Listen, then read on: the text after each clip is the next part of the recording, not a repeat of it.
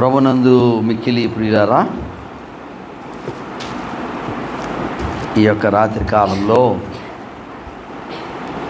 ప్రభు మనకిచ్చిన మంచి సమయాన్ని బట్టి ఆయనకి స్తుతులు స్తోత్రాలు చెల్లిస్తున్నాను. నమ్మదగిన దేవుడు మనకున్నాడు కాబట్టి ఆయనను స్తుతించడం అనేది మన గొప్ప భాగ్యం. ఈ మంచి సమయాన్ని ఆయనను ఆరాధన చేయడానికి, ఆయనను గణపరచడానికి ప్రభు మనకిచ్చారు. దీన్ని బట్టి కూడా దేవునికి వందనాలు చెల్లిస్తున్నాను. చిన్న ప్రార్థన. తండ్రి, నీకు స్తోత్రాలు. అల్పులము, అయోగ్యులము, ఎన్నిక లేని వారం తండ్రి, నువ్వెంత గొప్ప దేవుడు. మమ్మల్ని ప్రేమించి గొప్ప రక్షణ మాకు ఇచ్చావు. ఎంతోమందికి లేని గొప్ప భాగ్యాన్ని మాకు ఇచ్చావు. ఈ రాత్రి నీ సహాయం మాకు దయచేయి. నీ వాక్యం ద్వారా మాతో మాట్లాడు తండ్రి. నీ కృప మాకు దయచేయి. నీ సన్నిధిని మాతో ఉంచు. మహిమ చెల్లిస్తూ నీ దాసుని నన్ను జ్ఞాపకం చేసుకోమని, వచ్చిన బిడ్డలు మేమందరము నీకు దగ్గరగా ఉండే కృప మాకు దయచేయమని యేసు నామమున అడుగుచున్నాం తండ్రి, ఆమేన్. ఒకసారి దేవుని స్తోత్రాలు చెల్లించండి. ఈ ఉదయకాలంలో మనము ఆలోచన అనే దానిని గురించి మనము ధ్యానం చేశాం. ఆలోచన, మన ఆలోచనలు సరిగా లేక ప్రభువారు ఆయన తలకి ముళ్ళ కిరీటం గుచ్చబడ్డది, తలలో నుంచి రక్తం కారేది.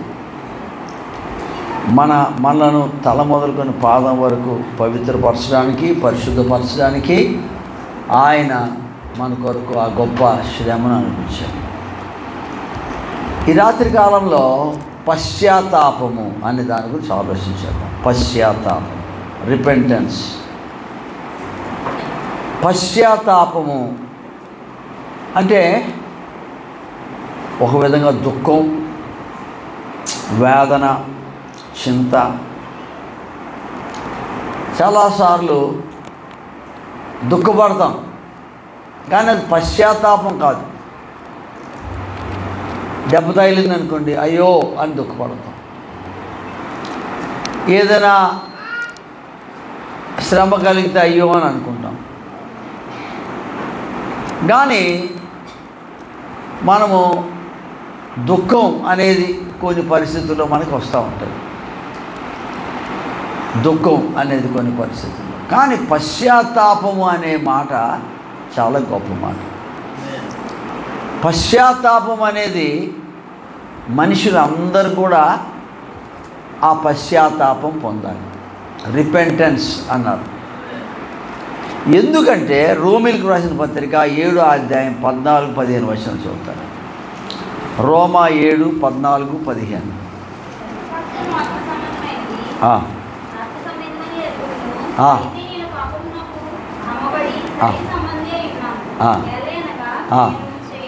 ఇంకోటి చదవండి అన్న, గట్టిగా క్లియర్గా చదవండి.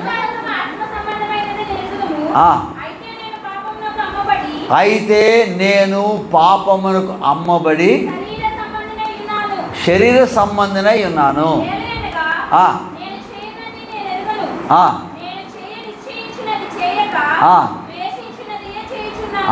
నేను పాపానికి అమ్మబడ్డాను అంటున్నాడు పౌలు. పాపం మనం కొనుక్కుంది. We are sold. పాపానికి అమ్మబడ్డాము. దేవుని బిడ్డలారా, దేవుని బిడ్డలమైన మనము పాపులను రక్షించడానికే యేసుక్రీస్తు లోకానికి వచ్చాడు. సో పాపి అనేవాడు మారాలి. లూకాసు వార్తలో 15వ అధ్యాయంలో ఏమని రాయబడ్డదంటే, లూకాసు వార్త 15వ అధ్యాయంలో ఒక మాట రాయబడ్డది. లూకాసు వార్త 15వ అధ్యాయము 6వ వచనం చదువుతారా?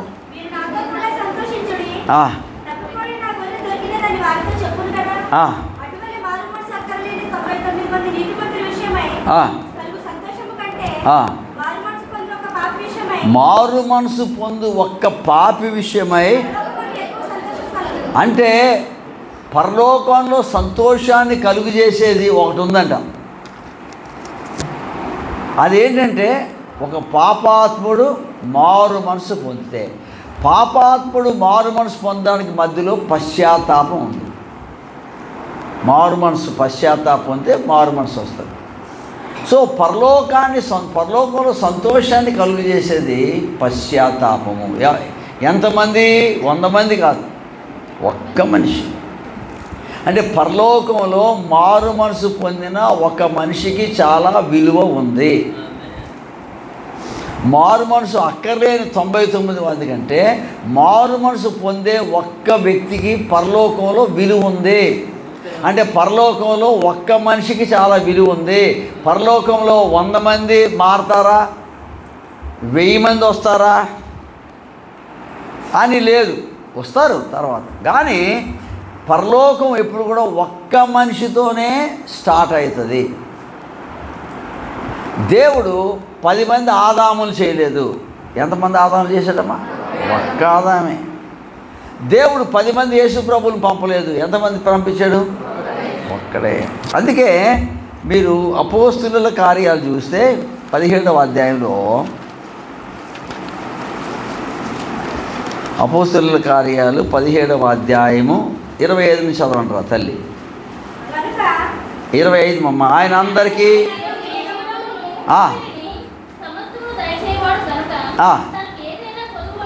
అవును అవును యావత్ భూమి మీద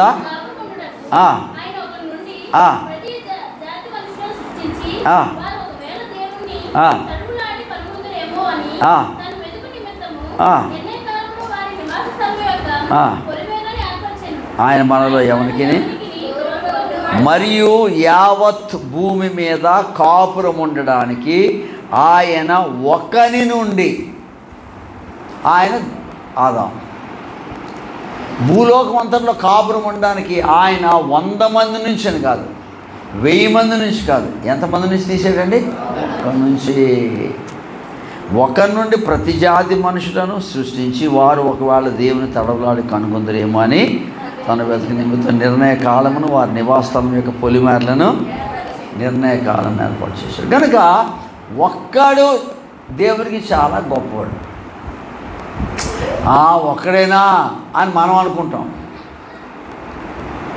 కానీ దేవుడు ఒక్క మనిషికి చాలా విలువిచ్చాడు. అందుకే ఆదిలో ఒక్కడనే చేశాడు.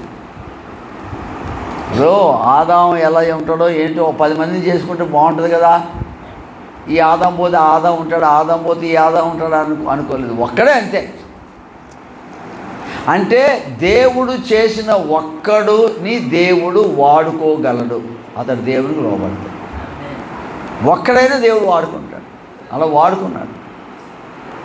ఇశ్రాయేలీలు ఎన్నో లక్షల మంది 430 సంవత్సరాలు ఐగుప్తులో ఉన్నారు. దేవుడు కనిపెడుతున్నాడు. ఇన్ని లక్షల మందిని తీసుకెళ్ళడానికి ఆయనకి ఒక్కడు దొరికాడు. ఆయనే మోషే. ఒకడే. అసలు ఇంతమందిని అందులో ఏంటి మనలాగా అన్నీ దొరుకుతాయా? సాయంత్రం అనేసరికి పలావులు, చికెన్లు, లేకపోతే భోజనాలు అన్నీ ఉన్నాయా? లేదు. అడవిలోని the church in the wilderness, అడవిలో ఉన్న సంఘం.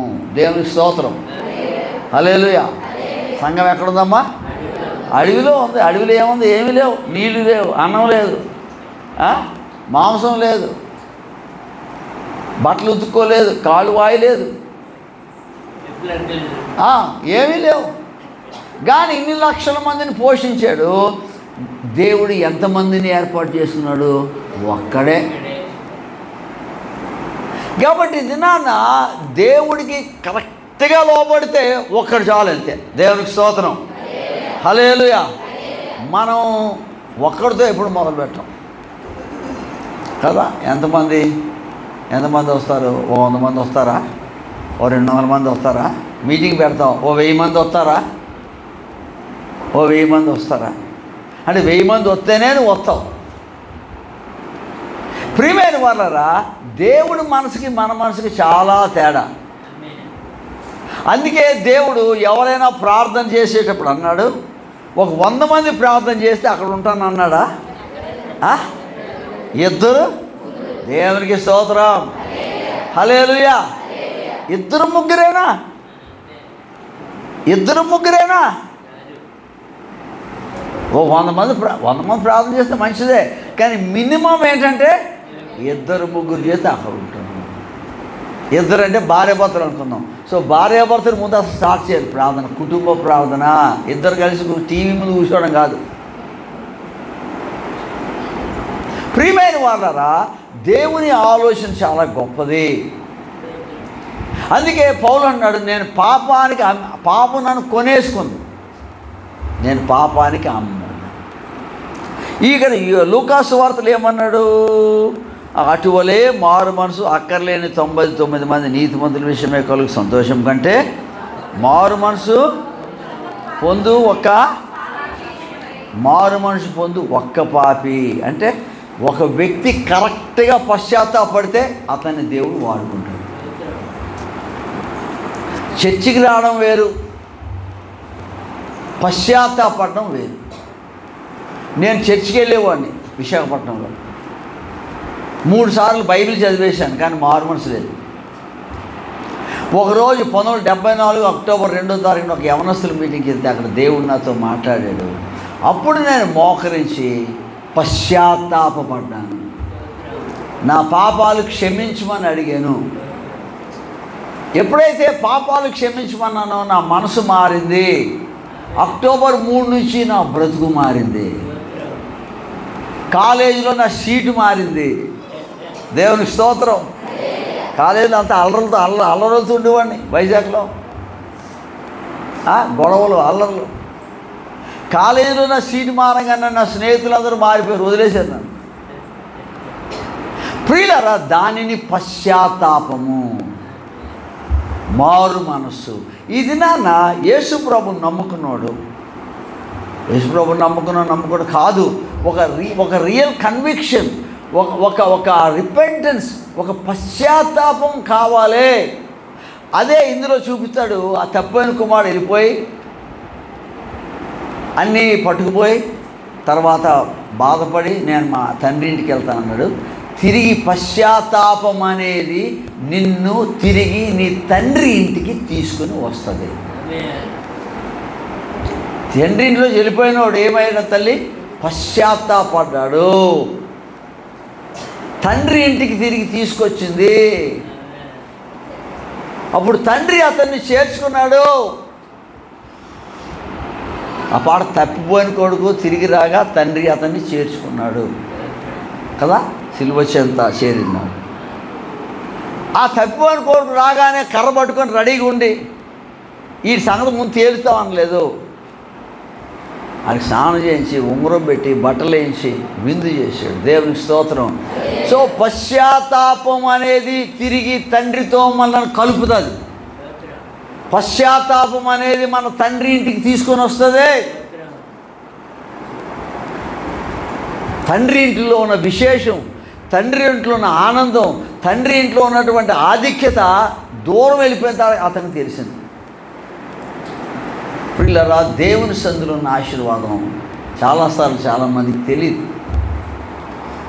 లోకంలోనే తిరగాలని ప్రయత్నం చేస్తారు, లోకంలోనే జీవించాలని ప్రయత్నం చేస్తారు.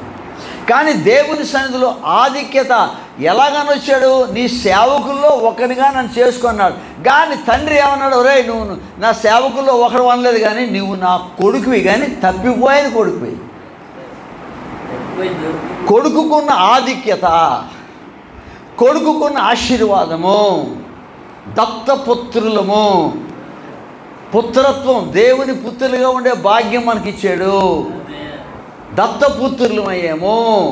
పుత్రులు అనేది గొప్ప ఆధిక్యత.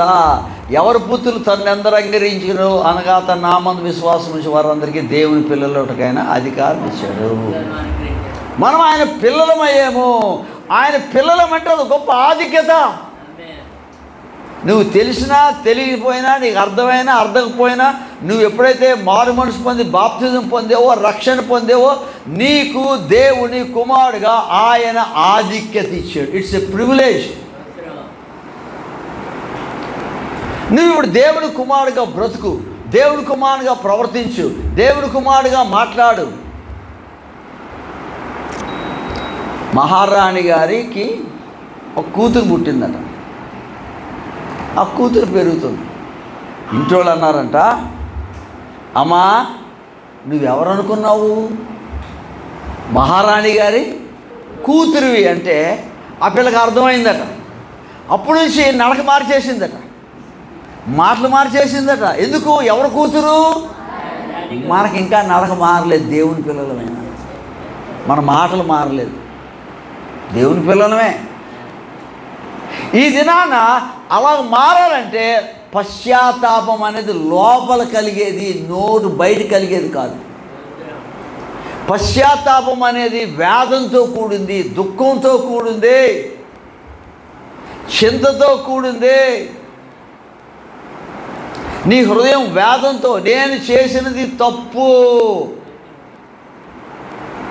సమరయ స్త్రీ అందంట, యోహాను సువార్త 4వ అధ్యాయం. యోహాను సువార్తల తల్లి 4 39. యోహాను 4:39.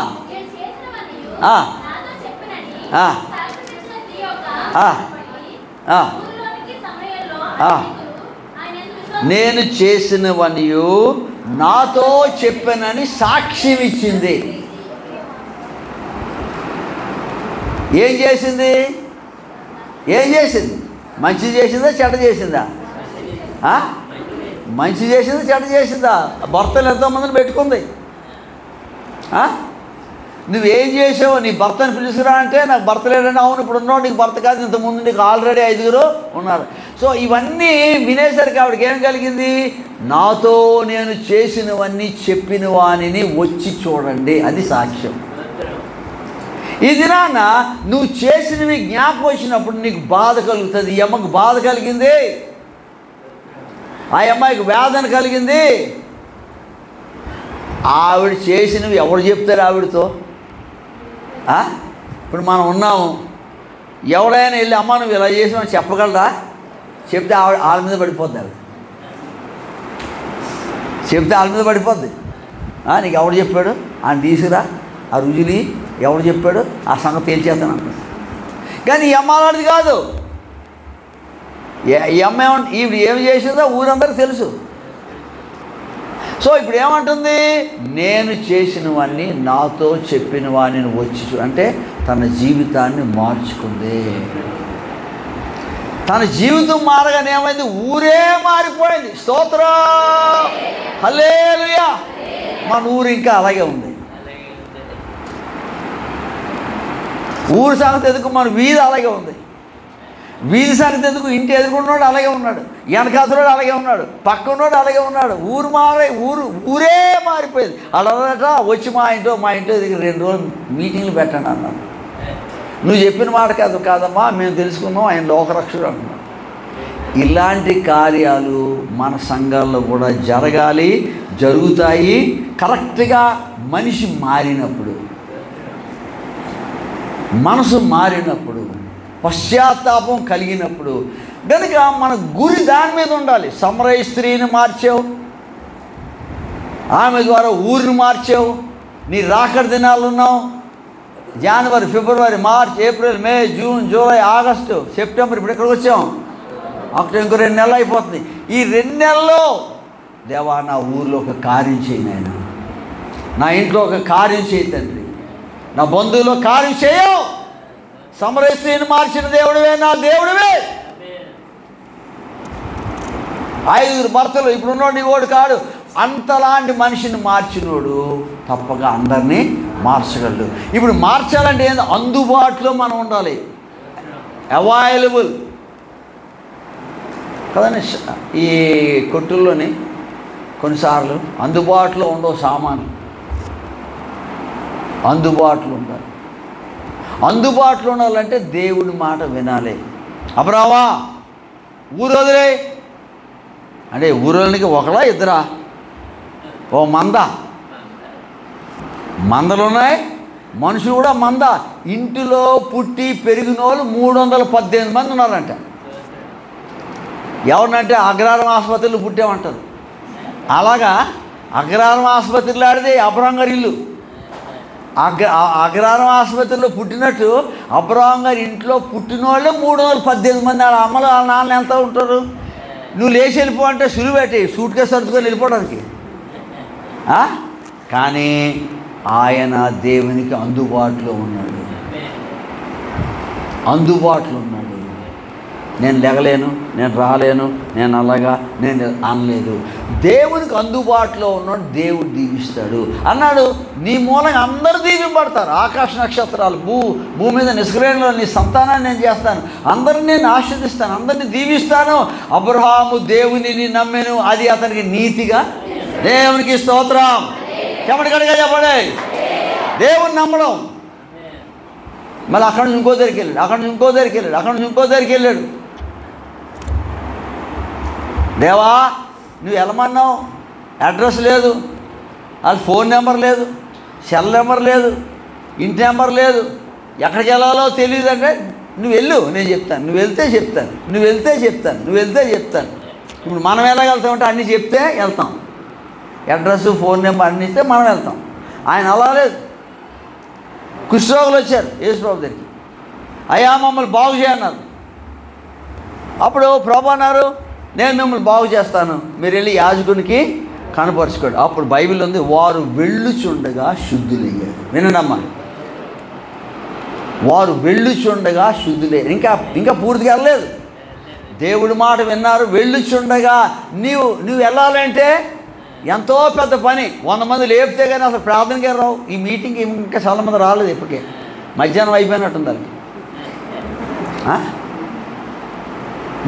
నిన్ను లాక్కు రావాలంటే పెద్ద కష్టం, నువ్వు రావు. వారు వెళ్ళుచుండగా ఎవరి మాట విని? యేసు ప్రభు మాట విని. యేసు ప్రభు మాట వెళ్ళుచుండగా ఏమైనా వాళ్ళు శుద్ధులయ్యారు.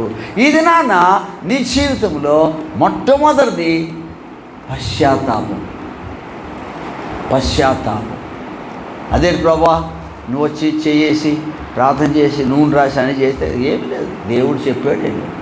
ఇది నాన్న నేను పాపమునకు అమ్మబడి తిని, అమ్మేసాం, అమ్మబడ్డాం. సో ఈ అమ్మబడిన మనము దేవుని దగ్గర రావాలంటే మధ్యలో ఏం కావాలంటే పశ్చాత్తాపం కావాలి. దేవా నేను పాపిని, నన్ను క్షమించు, నీ రక్తంలో కడుగు నాయన, నన్ను శుద్ధి చేయి, నా పాపాలు క్షమించు. ప్రియులారా, పశ్చాత్తాపం అనేది ఒక మనిషి జీవితంలో కలుగు చేసే గొప్ప మార్పు. ఎవడైనను క్రీస్తునందున్న వాడు పాతవి గతించను, నూతన సృష్టి. అంటే నీ అలా మారాలి. ప్రభువుని నమ్ముకున్నాడు మారాలి. ఆ మధ్య ఒక ఆయన వచ్చి అంటున్నాడు, ప్రభు నేను నమ్ముకుందనండి కానీ మీ చర్చిలో సరిగ్గా లేరు, అందుకే నేను నమ్ముకోవట్లేదు అన్నాడు. నేనేం చెప్పను కాదు, మన చర్చిలో వాళ్ళే సరిగా లేరట. నువ్వు నమ్మేవంటే కరెక్ట్గా ఉండాలంతే. అగస్టిన్ అనుకుంటాను, అగస్టిన్ అనే భక్తుడు మారిన తర్వాత మార్కెట్లో నడిచేస్తున్నాడట. మారకముందు ఆయనకి చాలా చెడ్డ సంబంధాలు ఉండేవి స్త్రీలతో. అప్పుడు గబుక్కున ఒక అమ్మ కనపడదట ఆయనకి, పాత సంబంధం ఉన్న మనిషి, అక్రమ సంబంధం మనిషి. ఈయన వెళ్ళిపోతుంటే అగస్టిన్ ఆగు అని పిలిచిందట. అప్పుడు ఈ అగస్టిన్ ఆగానడంట, అమ్మ వినండి అసలు మాట్లాడు, నువ్వు పిలిచి అగస్టిన్ చచ్చిపోయాడు, ఇప్పుడున్న అగస్టిన్ అతడు కాదు. దేవునికి స్తోత్రం, హల్లెలూయా. మారిపోయాడమ్మా, సమరస్తి మారిపోయింది తల్లి, దేవునికి స్తోత్రం, హల్లెలూయా. ఆ మనిషి మారకపోతే ఊరు మారుతుందా? ఊరు మారిందంటే ఆ మనిషి నిజంగానే మారింది. నువ్వు మారితే దేవుడు మార్పు చేయడం మొదలు పెడతాడు. ఈరోజే చూస్తావు, ఈ రాత్రే చూస్తావు. నువ్వు నమ్మితే నీ కుటుంబంలో, నీ అన్నదమ్ముల్లో, నీ అక్క చెల్లెల్లో, నీ బంధువుల్లో, నీ గ్రామంలో, నీ వీధిలో, అమ్మా నువ్వు దేవుని బిడ్డవయ్యావు, నిన్ను చూసి మాకు చాలా సిగ్గేస్తుంది, నిన్ను చూసి మేము మారాలనుకుంటున్నాం అని మార్పు గోరింటలో మొదలుపెట్టును గాక. స్తోత్రం చెప్పండి అందరు గడిగా. అంతే, దేవునికి అసాధ్యమైనది ఏమి. కానీ నువ్వు నిజమైన పశ్చాత్తాపం, నిజమైన మన పాపానికి అమ్మబడ్డాం. సో ప్రియమైన వాళ్ళరా, ఒక్క పాపి మారితే పరలోకంలో దేవుని దూతలు ఎదుట సంతోషం కలుగుతుంది. ప్రియులారా, పరలోకాన్ని సంతోషపెట్టేది ఏంటంటే ఒక మనిషి పశ్చాత్తాపడి మారాలి. కాబట్టి ఇప్పుడు మారేము అంటున్న మనం ఎంతవరకు మారాం? మారినోళ్ళే ఇంకా మారాలా? మారినోళ్ళే మారాలా? ఆగి చూసుకొని దిద్దుకొని సరి చేసుకొని మన జీవితాన్ని మనం దేవునికి అప్పగించుకోవాలి. కాదు, అప్పుడు దేవుడు తన కార్యాన్ని జరిగిస్తాడు. 2 కొరింథీ 7:8-11. 2 కొరింథీ 7:8-11.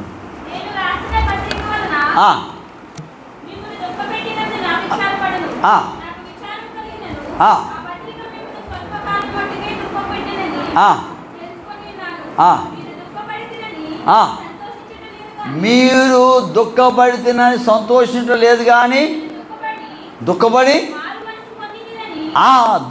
మారు మనసు పొందారని.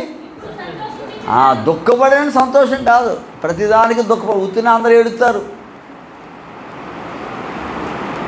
ప్రతిదానికి ఏదో ఒకటి ఏడుస్తూ ఉంటారు. బాధ కలిగితే, ఏదైనా వస్తే, ఏదైనా మాట అంటే ఏడుస్తూ ఉంటారు. కానీ మీరు దుఃఖపడ్డారని నాకు సంతోషం లేదు, దుఃఖపడి ఏం చేశారు, మారు మనసు పొందారని నాకు సంతోషం.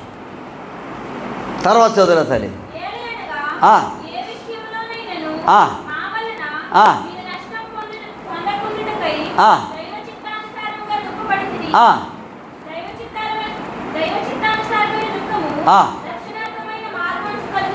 దైవ చిత్తానుసారమైన దుఃఖము, రక్షణార్థమైన, ఇది పశ్చాత్తాపం అంటే. దైవ చిత్తానుసారంగా. ప్రియమైన వాళ్ళ దుఃఖం ఇది. ప్రతిదానికి దుఃఖం, దెబ్బ తగిలితే దుఃఖం వస్తుంది కదా, తిరిగితే దుఃఖం వస్తుంది కదా. దుఃఖం కలుగజేసి ఎన్నో ఉన్నాయి లోకంలో. కానీ అంటున్నాడు దైవ చిత్తానుసారమైన దుఃఖము, రక్షణార్థమైన, అది కావాలి. అది పశ్చాత్తాపం.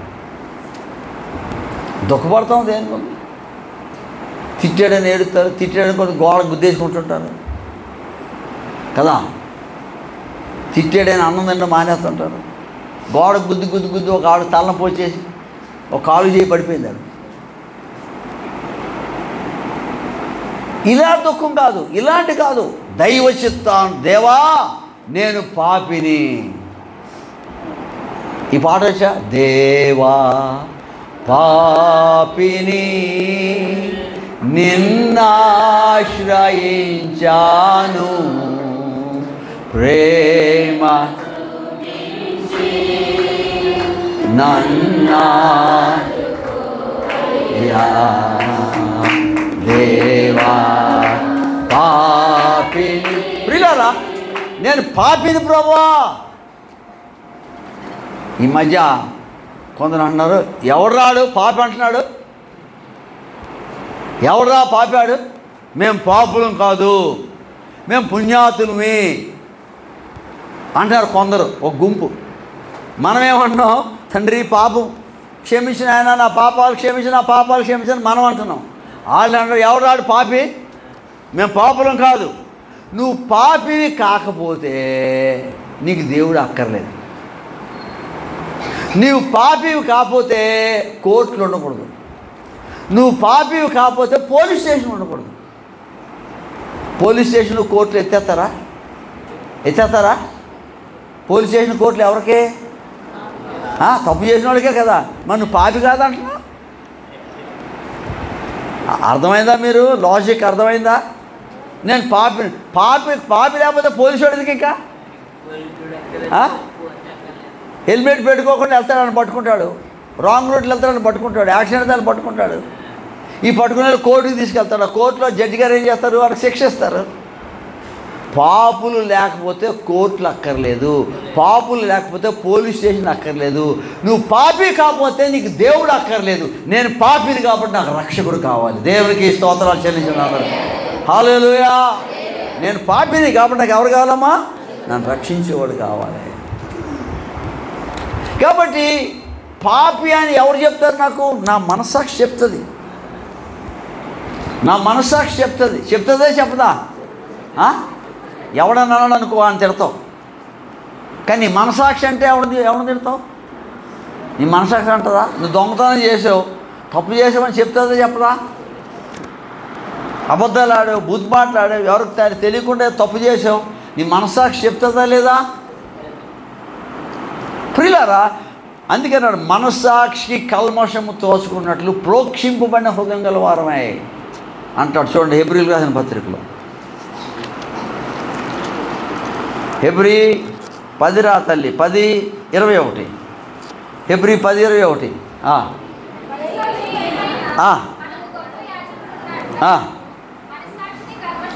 మనస్సాక్షికి కల్మషము తోచకుండానట్లు ప్రోక్షింపబడిన హృదయములు గలవారమును నిర్మలమైన ఉదకముతో స్నానం చేసిన శరీరం గలవారమున ఉండి విశ్వాస విషయంలో సంపూర్ణ నిశ్చయత కలిగి యథార్థమైన హృదయంతో మనము దేవుని సన్నిధానానికి చేరుతాము.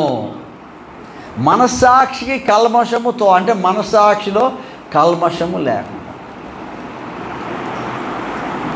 చాలాసార్లు అంటూ ఉంటారు, ఏమంటారంటే నువ్వు గుండె మీద చేసుకొని చెప్పు. గుండెలో ఏముంది? అయ్యగారు గుండె మీద చేసుకొని చెప్పంటే చెప్తారా? కొందరు తల మీద చేసుకొని చెప్పు, ఒట్టేయి అంటే అర్థం ఏంటి? నీ మనస్సాక్షి. గుండె మీద గుండె ఏమీ లేదు, కానీ అర్థం ఏంటంటే నీ లోపల ఉన్న మనస్సాక్షిని బట్టి నువ్వు చెప్పు అంటాడు. చూడండి యోహాను పత్రిక మొదటి పత్రిక 3వ అధ్యాయము 18. ఎరా తల్లి కాక క్రియతోను మనము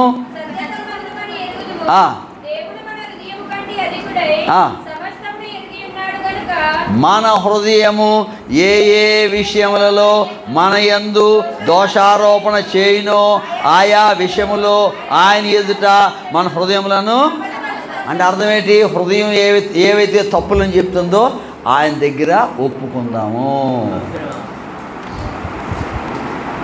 హృదయం దోషారోపణ చేస్తుందంట మనస్సాక్షి.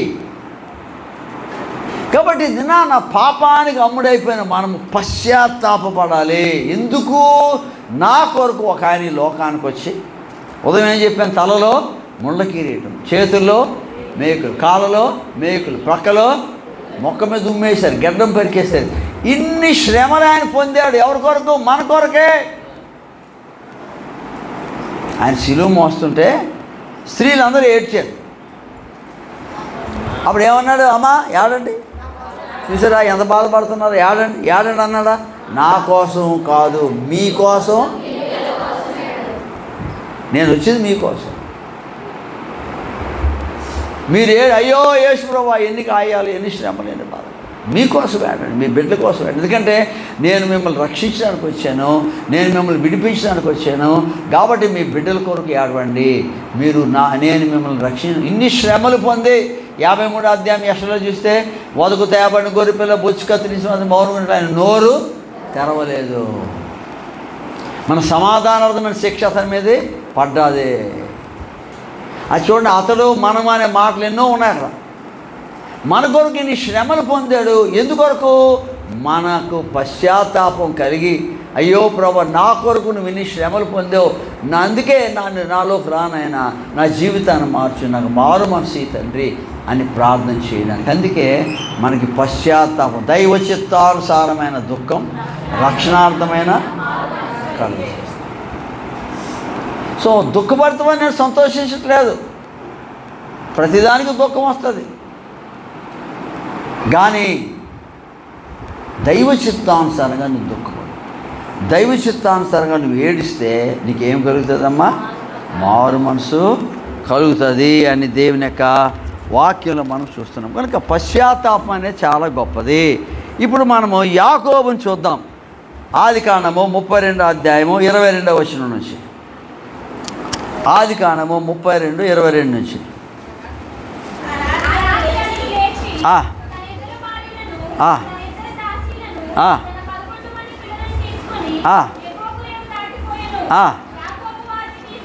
అవును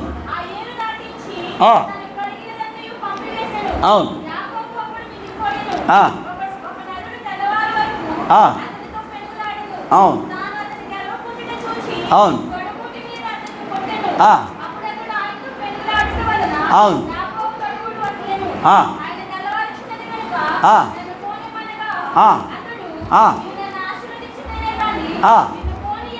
అవును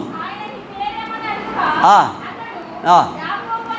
నీ పేరేంటి అని అడిగాడు. ఆ రాత్రి అందరిని పంపేసి ఒక్కడే ఉండిపోయాడు. ఏమా ఒక్కడే ఉంటే ఎంత భయం వేస్తుంది? ఎబ్బోకు రేవు అక్కడ ఒకడే ఉండిపోయాడు. ఉండిపోయి ప్రార్థన చేస్తున్నాడు. ఎందుకొరకంటే ఆయన ఎక్కడి నుంచి ఏదో వచ్చేసాడో అక్కడికి వెళ్తున్నాడు, తండ్రి ఇంటికి, అన్న దగ్గరికి. వచ్చేసేటప్పుడు ఏం చేశాడో అతని జ్ఞాపకం వచ్చాయి. ఏం చేశాడు? అన్న ఆశీర్వాదాలు కదా తీసేసుకున్నాడు కదా, అవన్నీ జ్ఞాపకం వచ్చాయి. జ్ఞాపకం వచ్చినప్పుడు ఇప్పుడు ఏం చేయాలి? ఈ పరిస్థితి పరిష్కారం ఎవరు చేయగలరు? దేవుడు అందరినీ పంపేసి, నాయనా నన్ను ఆశీర్వదించు. అప్పుడు దేవుడు నిన్ను ఆశీర్వదిస్తున్నానంటే గొడవలేదు. కానీ దేవుడు ఏమన్నాడు? నీ పేరేటి అని అడిగాడు. అంటే ఏంటి? యాకోబు అంటే ఏంటి? మోసగాడు. నీ పేరేటి? ప్రియమైన వాళ్ళరా, అతడు బాధపడ్డాడు, వేదన చెందాడు, దుఃఖపడ్డాడు. తిరిగి మా అన్న ముఖాన్ని ఎలా చూడగలన్నాడు? పశ్చాత్తాపము సమాధానపరుస్తుంది. నువ్వు పశ్చాత్తాపడితే నీ కుటుంబంతో ఏం కలుగుతుందండి? ఒకసారి మా పెదనాన్న కూతురు పెళ్ళింది. మా మేనత్తలు వాళ్ళు చాలా దూరం ఉన్నారు. వాళ్ళకి వీళ్ళకి ఏవో గొడవలు వచ్చాయి. మొత్తం మీద వాళ్ళు వీళ్ళు మాట్లాడుకోవట్లేదు. ఆ విజయనగరం నుంచి కెల్ల అనే ఊరు వెళ్ళాలి, నెల్లిమర్ల ఆయన దగ్గర నుంచి కెల్లని ఊరు వెళ్ళాలి. ఆ రైలు బండి తెల్లారి ఆగుతుంది. వచ్చాక 4 గంటలకి 3 నిమిషాలు అమ్మినండమ్మా 3 నిమిషాల్లో టకాటకమని దిగి అందరూ వచ్చి ఇంటికి వచ్చారు. పెళ్ళికి వచ్చారు. అందరూ మాట్లాడుకోలేదు. అందరూ వచ్చారు. వీళ్ళు వాళ్ళని పెళ్ళికి పిలిచారు. మరి వచ్చి అందరూ బయటకు కూర్చున్నారు. ఇప్పుడు ఇంట్లో ఉన్నా అన్నారు, వెళ్ళి మాట్లాడు. వాళ్ళు పెళ్ళికి వచ్చారు, ఈ లోపల ఉన్నారు. ఇప్పుడు పెళ్ళి జరగాలని ఇప్పుడు ఏం చేయాలి? ఇంట్లో ఉన్న వాళ్ళు బయట వాళ్ళతో ఏం చేయాలమ్మా? మాట్లాడాలి, సమాధాన పడాలి. దేవునికి స్తోత్రం, హల్లెలూయా. అప్పుడు ఈ లోపల ఉన్న వాళ్ళు బయటికి వెళ్ళి వాళ్ళతో సమాధానపడి సంతోషించాడు. నీవు దేవుని పెళ్ళిలో ఉండాలంటే, పెళ్లి కూతురుగా ఉండాలంటే, నీకు పెళ్ళి అవ్వాలంటే ముందు ఏం కావాలి? సమాధానం కావాలి. నాకు పెళ్ళి అవ్వాలని చేతులు ఎత్తండి. నాకు పెళ్ళి అవ్వాలన్న చేతులు ఎత్తండి గొప్పనే. అంటే మీరే కాదురా తల్లి, అందరూ చేతులు ఎత్తాలి. నాకు పెళ్ళి అవ్వాలన్న చేతులు ఎత్తండి. అయిపోయిన వాళ్ళు కూడా చేతులు ఎత్తండి. మీరు ఎత్తండి. అయ్యగారు ఈసారి వచ్చిన నాకు కర్ర పెట్టండి. ఇక్కడ ఎవరితో పెళ్ళి అవ్వాలి? స్తోత్రం. సమాధానం లేకుండా అలా పెళ్లి చేసుకుంటావు నువ్వు? సమాధానం లేకుండా పెళ్లి చేసుకుంటావా? చేసుకో కదా. యేసయ్య వస్తున్నాడు. 7 ఏళ్ళు పరిశుద్ధులకు విందు అవ్వబోతుంది. 7 ఏళ్ళు భూమి మీదకి. ప్రియులారా, ఆ పరిశుద్ధుల విందులో, ఆ పెళ్లిలో నువ్వు ఉండాలంటే అందుకే యేసు ప్రభువు ఒక ఉపమానం చెప్పారు. ఓ పెళ్లి విందు జరిగింది. అందరూ వచ్చారు. ఆ పెళ్ళివాడు కదండి, భోంచేశారు.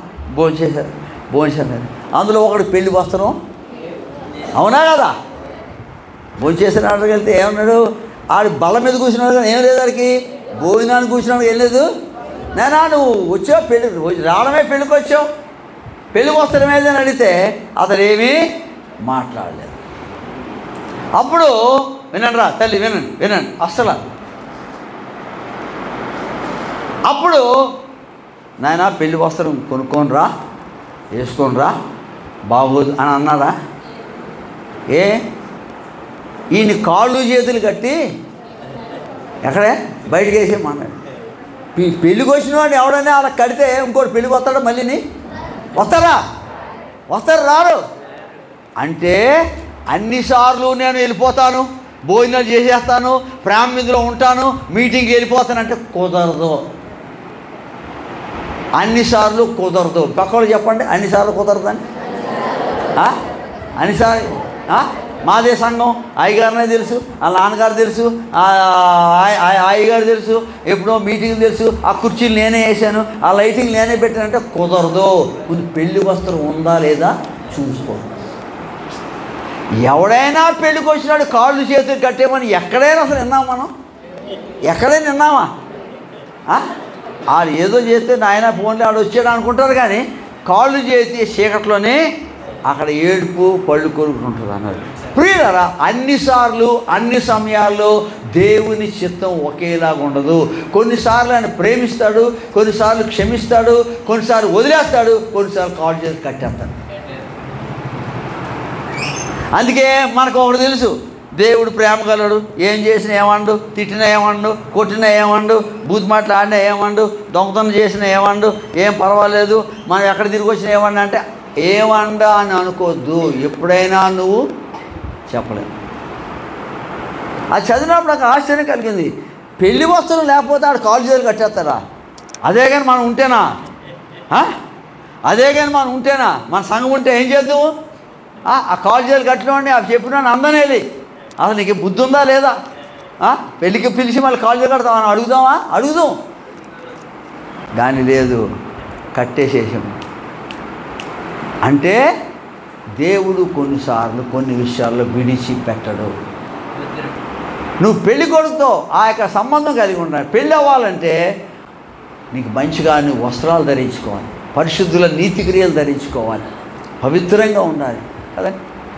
పెళ్లి కూతురు చూడడానికి వచ్చారు, వచ్చి మన ఇంట్లో అందరూ కూర్చోగానే అమ్మా పెళ్లి కూతురు తీసుకురండి అంటాం కదా, అంటారా లేదా? ఎర్ర తల్లి అప్పుడు నైటీతో తీసుకొచ్చేస్తారా? నైటీతో తీసుకొచ్చేస్తారా? ఆయమని సిద్ధం చేసి, అలాగే మన పెళ్లి కొడుకు రాబోతున్నాడు, మనము క్లీన్గా ఉండాలి.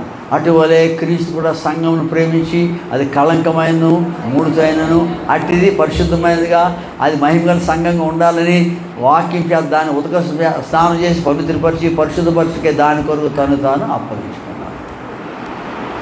దేవుని సంఘం పవిత్రంగా ఉండాలి, పరిశుద్ధంగా ఉండాలి. దేవుని సంఘంలో నీవు మొదలు మెట్టు పశ్చాత్తాపడాలి. నాయనా నేను అన్న దగ్గరికి వెళ్తున్నాను, ఆ అన్న ఏం చేస్తాడో తెలీదు, నన్ను దీవించు. అసలు యాక్చువల్ దీవించు కాదు నాయన, అసలు నేను వెళ్ళడానికి నాకు శక్తి, నాకు బలమే. ఎన్ని సంవత్సరాలు అయింది? ఇంచుమించు 20 సంవత్సరాలు ఇంత అయిపోయింది. 20 సంవత్సరాలు అయిపోయిన ఏం పోలేదు, లోపల చేసిన తప్పు. మన జీవితాల్లో ఎన్ని సంవత్సరాలైనా చేసిన తప్పు లోపల ఉంటుంది. అందుకే అందరిని పంపి ఆగాడట. అందరిని పంపి ఆగి నాయన దీవించు దేవుడికి తెలియదు ఏంటి అసలు ఎందుకు ఆగాడు? ఎందుకు ఆగాడు దేవుడికి తెలీదా? తెలుసా తెలీదా? మన సంగతంతా దేవుడికి తెలుసా కదా. ఈ మధ్య పాట వచ్చింది, మన సంగతంతా మార్చేస్తాడు. సంగతేనా? కథ అంటే అదే మరి, కథ అంటే సంగతి. కనుక దేవుని బిడ్డలారా, ఆయన అడిగాడు, తెల్లారిదాకా పెనుగులాడాడు, పోరాడాడు, దీవించు అంటే తెల్లారుజామున అంత కష్టపడ్డాడు కాబట్టి నేను దీవిస్తున్నానని వెళ్ళిపోలేదు. దీవించే ముందు అసలు నీ బ్రతికేటి, నీ పేరేటి అని అడిగాడు. అప్పుడు ఆయన చెప్పాడు, నేను యాకోబుని. ప్రియమైన వాళ్ళరా, పశ్చాత్తాపం అనేది, మారు మనసు అనేది మనకి అవసరం. రోజు మనం పశ్చాత్తాపడుతుంటాం, అయ్యో తండ్రి క్షమించాను. కానీ అసలు నూతన జన్మకు రావడానికి ఫస్ట్ మెట్టు ఏంటంటే పశ్చాత్తాపం. నువ్వు రక్షింపబడ్డావని చెప్పడానికి మొట్టమొదటి ఏంటంటే పశ్చాత్తాపం. నువ్వు యథార్థంగా కన్నీటితో ప్రార్థన చేయడం, నీ పాపాలు ఒప్పుకోవడం, క్షమించమనడం. నేను 74 సంవత్సరం అక్టోబర్ 2 దేవుని సన్నిధిలో మోకరించి ప్రార్థన చేసినప్పుడు దేవుడు నాకు, నేను అడిగాను, దేవా నా పాపాలు చూపించంటే మా నాన్నగారు జోబులో డబ్బులు తీసుకోండి. అవి చూపించాడు. తప్పే కదా? 10 రూపాయలు ఇస్తే లెక్క అంతా మొత్తం పూర్తి చేసేసేవాడు. పశ్చాత్తాపం చిన్న విషయాల్లో కూడా మనకి కావాలి. తిట్టేవాడిని, దెబ్బలాడేవాడిని. మా సండే స్కూల్ సూపరింటెండెంట్ ఒక ఆయన నుండి కూడా అగస్టిన్ అని, అతనంటే నాకు ఇష్టం ఉండేది కాదు. నేనేమో సెక్రటరీని సండే స్కూల్కి వైజాగ్ బ్యాప్టిస్ట్ చర్చ్లో. ఆయనేమో సూపరింటెండెంట్ అయ్యాడు. ఆయన పనులు నాకు ఇష్టం ఉండేది కాదు. మాకెవరికి ఇష్టమైన పనులు చేసేవాడు కదా, అంటే మంచివాడే. అయితే నేను మారు మనసు పొందాను. దేవుడు అన్నాడు, నువ్వు అతని ఇంటికి వెళ్ళి క్షమాపణ అడిగి అన్నాడు. ఎవడు వెళ్తాడు? వెళ్తారా? చర్చికి రమ్మంటే వస్తారు కానీ, అయ్యగారు చర్చికి రండి వడ్డించండి వడ్డిస్తారు కానీ ఇంటికి వెళ్ళి క్షమాపణ అడితే నేను చాలా బాధపడ్డాను. ఒకరోజు బయలుదేరాను. దేనికి? క్షమాపణ అడగడానికి. ఎందుకంటే నేను మారాను. నాకు ఆయనతో ఏం కావాలి? సమాధానం కావాలి. నేను పశ్చాత్తాపడ్డాను. వెళ్ళి బయట చాలాసేపు నిలబడిపోయాను, లోపలికి వెళ్ళడానికి భయం వేసి. ఆఖరికి ఎలాగోలా మొత్తం మీద లోపలికి వెళ్తే ఆయన స్నానం చేసి బయటకు వచ్చాడు. ఏడు బాబు డేవిడ్ ఇలాగ వచ్చాడంటే, అయ్యా నేను మీ గురించి ఏమైనా చెడ్డగా మాట్లాడితే నన్ను క్షమించండి అని అడిగినప్పుడు ఆయన భుజమే చేసి ప్రార్థన చేశాడు. ఇంటికి వెళ్ళేటప్పుడు లోపలికి వెళ్ళినప్పుడు భయం, బయటకు వచ్చినప్పుడు పోయింది. గొప్ప సంతోషం వచ్చింది. పశ్చాత్తాపడితే అలా ఉంటుంది బతుకు. పశ్చాత్తాపడితే అలాగ ఉంటుంది. నేను ఎవరి దగ్గర అన్యాయంగా డబ్బులు తీసుకొని తిరిగి 4 ఇస్తాను, నా ఆస్తిలో సగం ఇస్తానని ఎవడన్నాడు? జక్కయ్య. అప్పుడు ప్రభు అన్నారు, నేడు ఈ ఇంటికి ఏమొచ్చింది? అది పశ్చాత్తాపం. అంతే తప్ప ఏదో వచ్చి చర్చి కూర్చొని అలాగని ఇలాగంటే కాదు. ప్రియులారా, కరెక్ట్గా మనం మారితే మన జీవితం తిరగలేదు. మన జీవితం ఆశీర్వదింపబడుతుంది, మన జీవితం దీవింపబడుతుంది. సేవ అయినా, సంఘమైనా, పరిచర్య అయినా. ఈ మధ్య నా జీవితంలో గొప్ప అద్భుతం జరిగింది. 1 నెల 2 నెలల క్రితం నేను విశాఖపట్నం వెళ్తుంటే మా సంఘస్థుడు ఒక ఆయన హైదరాబాద్ ఉన్నాడు. పాస్టర్ గారు, నేను మీకు కానుక పంపాలనుకున్నాను అన్నాడు. సంతోషమే కదా, పంపురా నాయన. మరి నా సెల్కి వస్తుందో లేదో ఏదో, మరి మనకి ఫోన్పేలు ఏమి నాకు రావు కాబట్టి వస్తా లేదో చూడంటే ఏదో చూశాడు. ఆ తర్వాత పాస్టర్ గారు నేను కానుక వేసాను అన్నాడు. నేను కారులో ఉన్నాను, వెళ్తున్నాను. తీరమా చూస్తే 65,000. ఒకసారి గట్టిగా చప్పట్లు కొడతారా? నేను అడగలేదు కానీ నా దేవుడు గొప్పోడు, నా దేవుడు శక్తిమంతుడు. నేను యథార్థంగా ఉంటే నన్ను దేవుడు నిలబెడతాడు, నన్ను కాపాడుతాడు. విశాఖపట్నం వెళ్ళాను. ఇంకా కథ అయిపోలేదు. అయ్యారు అనకాపల్లి వచ్చాను. అనకాపల్లి వచ్చేసరికి మా సంఘానికి మా దగ్గర పెరిగిన ఒక సేవకుడు ఉన్నాడు. దారిలో ఆగాడు. పాస్టర్ గారు కారు తెచ్చాను అన్నాడు. ఇదేరా బాబు, ఆడేమో 65,000 వేసాడు, ఈడేం తెచ్చాడు అనుకుంటే అతడు 35,000 ఇచ్చాడు. ఎంత అయింది మొత్తం? 1,00,000 కావాలంటే మీరు ఎంత కష్టపడాలి? ఎన్నాళ్ళు కష్టపడాలి? దేవుడు గొప్పవాడు. దేవునికి స్తోత్రం, హల్లెలూయా. నీ పశ్చాత్తాపం కరెక్ట్గా ఉంటే, నీ జీవితం కరెక్ట్గా ఉంటే, నీ బ్రతుకు కరెక్ట్గా ఉంటే దేవుడిని పైకి లేపుతాడు, దేవుడిని ఆశీర్వదిస్తాడు, దేవుడిని దీవిస్తాడు. నా జీవితంలో చాలా ఆశ్చర్యపోయాను. విశాఖపట్నం వెళ్ళి వచ్చేలో ఎంత వచ్చిందమ్మా? ఆ 1,00,000 రూపాయలు రావాలంటే సాఫ్ట్వేర్ ఎంతకాలం పని చేయాలి? నెల 2 నెలలు. నా దేవుడు సాఫ్ట్వేర్ కంటే గొప్పోడు. నా దేవుడు సోల్వేర్, ఆత్మ సంబంధమైన ఆశీర్వాదాలు ఇచ్చే దేవుడు. ప్రియమైన వాళ్ళరా, నీ లైఫ్లో నువ్వు వేసే ప్రతి అడుగు జాగ్రత్తగా పర్వాలేదు అనుకోవద్దు, అలాగ అనుకోవద్దు, ఇలాగ అనుకోవద్దు. పశ్చాత్తాపడ్డావా, నిజంగా కన్నీరు గార్చాడు, నాయనా ఎవరు లేరు, నీవే నాకున్నావు, సహాయం చేయి, నా పాపాలు క్షమించు, నేను చేసిన చిన్ని పాపం మొదలుకొని పెద్ద పాపం వరకు ఇప్పటిదాకా నేను ఏదైనా పాపాలు ఉంటే నన్ను క్షమించు, నీవు నన్ను ఆశీర్వదించు ప్రభువా. యాకోబు నన్ను ఆశీర్వదించు అన్నాడు. అంటే యాకోబు అప్పటికి ఆశీర్వదింపడ్డాడా లేదా? ఆశీర్వదింపడ్డాడు. మందలు ఉన్నాయి దగ్గర. కానీ ఆయన ఉద్దేశం ఏంటంటే, నేను ఈ లోక సంబంధంగా ఎంత ఆశీర్వదింపడినా దేవుడు నన్ను ఆశీర్వదించాడు. అప్పుడు అన్న దగ్గరికి వెళ్ళాడు, అన్న ఎదుర్కొన్నాడు. ఎవరిని? యాకోబు ఎవరిని ఎదుర్కొన్నాడు? అన్ననే. ఎలీషా అనేది ఏశావుని ఎదుర్కొన్నాడు. ఎదుర్కొని 7 సార్లు భూమి మీద నమస్కారం చేశాడు. ఎవడు దేవుని దగ్గర ఉంటాడో, ఎవడు దేవుని ఆశీర్వాదాలు పొందుతాడో ఆ వ్యక్తిలో మొట్టమొదటి వచ్చేది విధేయత. వచ్చిందా లేదా? అంతకుముందైతే అలా వంగుతాడా? ప్రియమైన వాళ్ళ పశ్చాత్తాపం అనేది గొప్ప మాట బైబిల్లో. పశ్చాత్తాపం మనుషులను కలుపుతుంది, దేవుని కలుపుతుంది. ఆదివారం ప్రభువులు తీసుకోవాలి, ఇంటి దగ్గర పెద్ద దెబ్బలాడే వచ్చేస్తారు. ప్రభువులు తీసుకోవాలా వద్దా? తీసుకోవచ్చు. ఎప్పుడు? నువ్వు చర్చికి రాకముందు, అమ్మ ఏమనుకోవద్దు, నేను నిన్న ఏదన్నా క్షమాపణ అంటే అప్పుడు చర్చి.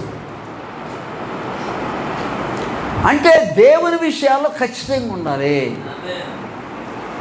ప్రియులారా, భూలోకంలో ఒక్క పాపి మారితే పరలోకంలో దేవుని దూతలేట గొప్ప సంతోషము కలుగుతుంది. కనుక పశ్చాత్తాపం అనేది మనకు కావాలి. పుట్టి దైవ చిత్తానుసారమైన దుఃఖము, రక్షణార్థమైన అది కరెక్ట్. దేవుని బిడ్డలుగా మనకు అది కావాలమ్మా. దైవ చిత్తానుసారమైన దుఃఖం, రక్షణార్థమైన మారు మనసు. అప్పుడు మనం ఎదుగుతాం దేవునిలో. ఎన్ని సంవత్సరాలను ఎదగం లేకపోతే సమాధానం ఉండదు, నెమ్మది ఉండదు, క్షమాపణ ఉండదు. ఒకసారి మా ఫెలోషిప్లో ఉదయాన్నే 6:30 నుంచి 8:30 దాకా ప్రార్థన అవుద్ది. అయ్యారు మీకు తెలుసు కదా, ప్రతీ నెల మొదటి బుధవారం.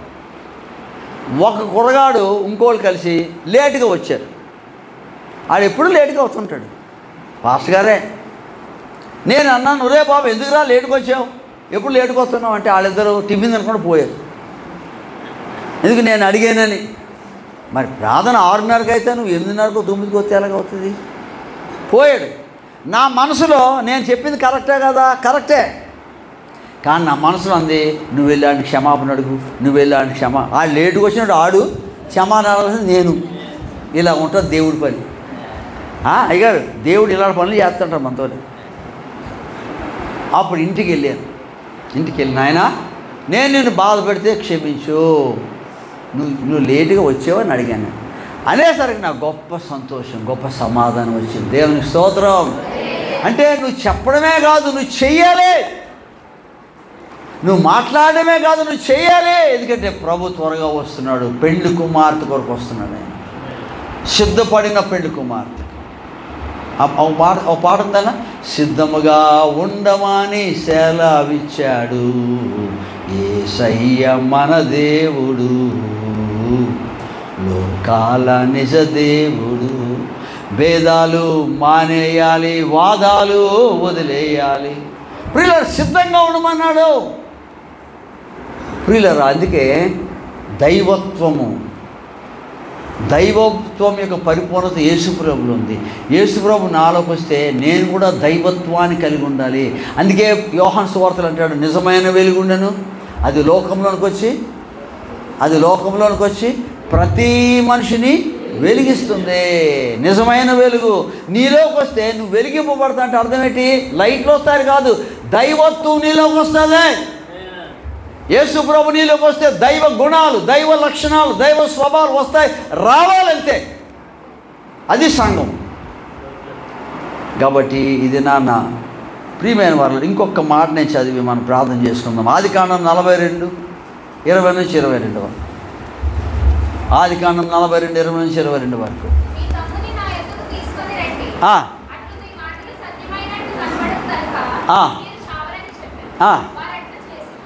అమ్మా అమ్మా చదువు గట్టి చదువు. అప్పుడు వారు నిశ్చయంగా మన సహోదరుని ఎడల మనం చేసిన అపరాధానికి వీళ్ళు ఎప్పుడు చేశారు అపరాధం? యోసేపుని వేసేసారు గోతిలో. ఇప్పుడు మళ్ళీ యోసేపు దగ్గరికి వచ్చారు ధాన్యానికి. మీ తమ్ముడు బెన్యామీని తీసుకొని రండిరా అంటే వాళ్ళు అంటారు, మనం చేసిన తప్పుకి ఇప్పుడు అనుభవిస్తున్నాము. అంటే ఏమైంది? చేసిన తప్పు వాళ్ళ లోపల ఇంకా ఉంది. చేసిన తప్పుకి ఏమవుతున్నారు? పశ్చాత్తాపడు.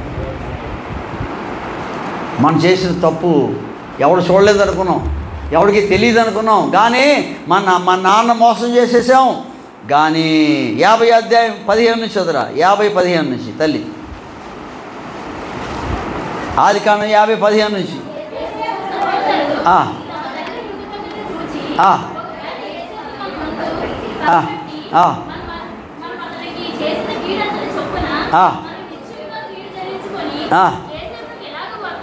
మనం చేసిన కీడికి అతను కీడు చేస్తాడు. అంటే అర్థం ఏంటి?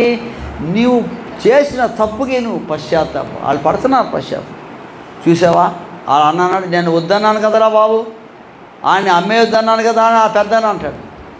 అంటే ఎప్పుడో ఎన్నో సంవత్సరాల క్రితం చేసిన తప్పుని ఇప్పుడు వాళ్ళు జ్ఞాపకము చేసుకుంటారు. అందుకే పశ్చాత్తాపం అనేది చాలా గొప్ప. అందుకే పశ్చాత్తాపం. ఒక మాట చెప్పి నేను ప్రార్థన చేస్తాను. మనం ప్రార్థనకి వెళ్దాం. చూడండి, అపోస్తుల కార్యాలు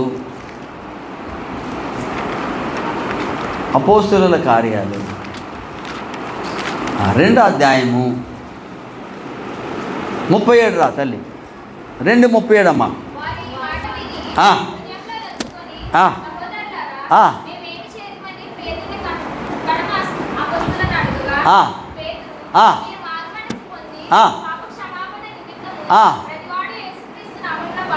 వారు ఈ మాట విని, పేతురు గారు చేసిన ప్రసంగం విని హృదయములో నొచ్చుకొని,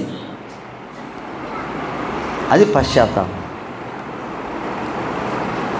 దేవుడు లేపటి యేసుప్రభుని ఆయన సిలువేశారని ఆయన ప్రసంగం చేస్తే ఆ వచ్చిన వాళ్ళందరూ ఈ మాట విని ఏం చేయాలి? హృదయంలో నొచ్చుకొని మేమేం చేయాలి? అప్పుడు పేతురు గారు అన్నారు, మీరు మారు మనసు పొంది పాపక్షమాపణ ప్రతివాడు యేసుక్రీస్తు బాప్తిసం, అప్పుడు మీ పరిశుద్ధాత్మ వరమును ఈ వాగ్దానం మీకును మీ పిల్లలకు దూరస్తులంతా కనుక ప్రభువైన మన దేవుడు తన ఎదుగు పిలిచిన అందరికీ చెందినని చెప్పాను. ఇంకా అనేక విధమైన మాటలతో సాక్ష్యం ఇచ్చి మీరు మూర్ఖులకి తరం వారికి. కాబట్టి అతని వాక్యమును అంగీకరించిన వారు అంటే చెప్పిన మాట విన్నవారు, పశ్చాత్తాపడిన వారు, క్షమాపణ వేడు వాక్యాన్ని అంగీకరించిన వారు ఏం చేశారా తల్లి?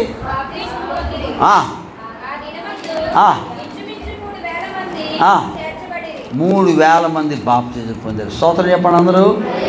హల్లెలూయా చెప్పండి. మళ్ళీ ప్రియులారా, 3,000 మంది మారారు, నొచ్చుకొని మారు మనసు పొందారు అనే మాట మనకి దేవుని యొక్క వాక్యాలు మనము చూస్తూ ఉన్నాము. చూడండి, అపోస్తుల కార్యాలు 16:14 ముగించేద్దాం. 16:14.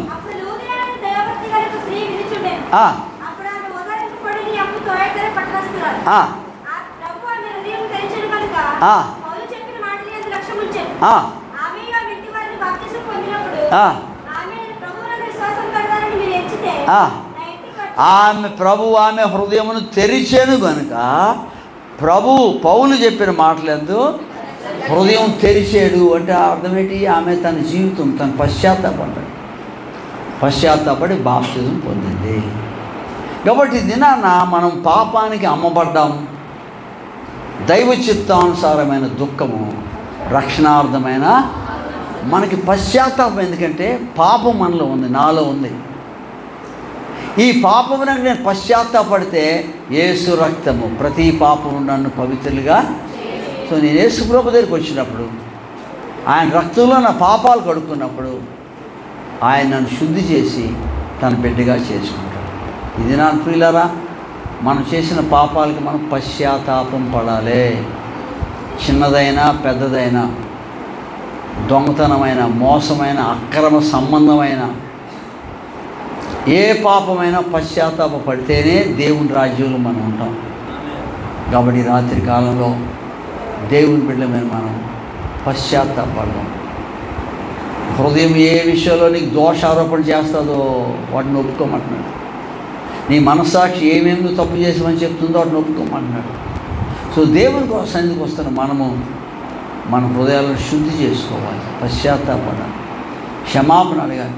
పెళ్లి వస్త్రం లేకుండా వచ్చి కూర్చుని పోతే కుదరదు అనుకున్నాడు. అందరిని వదిలేసినాడు, నన్ను వదిలేస్తాడు అనుకున్నాడు. కానీ దేవుడు ఆయన్నే వదలలేదు. దేవుడు ఆయన వదలలేదు. ప్రియమైన వాళ్ళ ఇది అనని సప్పారు మనకు తెలుసు. దేవుడు విడిచిపెట్టలేదు. ప్రభు విషయాల్లో జాగ్రత్తగా ఉందాం, తగ్గించుకుందాం, పశ్చాత్తాపం కలిగి ఉందాం. ఏమైనా మన జ్ఞాపకం వస్తే క్షమాపణ పెడుతున్నాం. యాకోబు అన్న దగ్గరికి వెళ్ళక ముందు తాను చేసిన తప్పులన్నీ జ్ఞాపకం చేయాలి. దేవుడికి క్షమాపణ.